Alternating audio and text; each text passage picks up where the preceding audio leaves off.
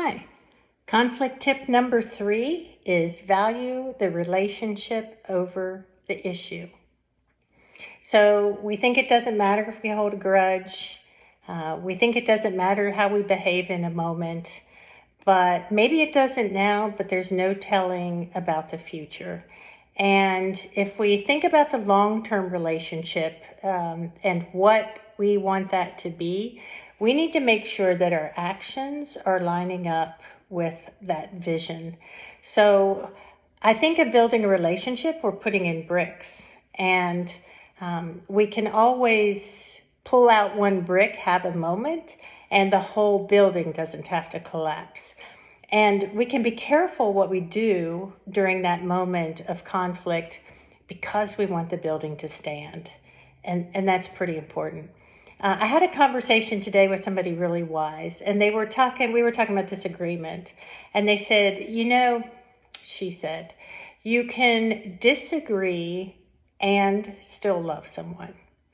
Disagreement feels like someone is against us, but they're not against us. They're just being them, right? And we all want that. We all want to be able to have our opinion and still be loved.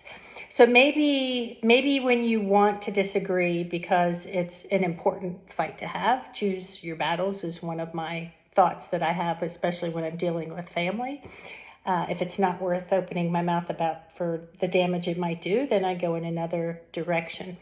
But to say I love you and I disagree with you sounds a whole lot better than I disagree with you. It keeps that connection. So even in disagreement, holding that connection is important to sustain any relationship. When we let go of that connection, it feels like abandoning someone.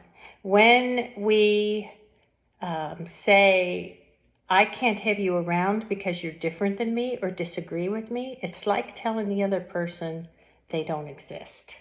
And I think maybe all of us have had a moment where we've been judged that way too. So try to remember to value the relationship over the issue. And whatever tools you need to do that, I wish you all the best.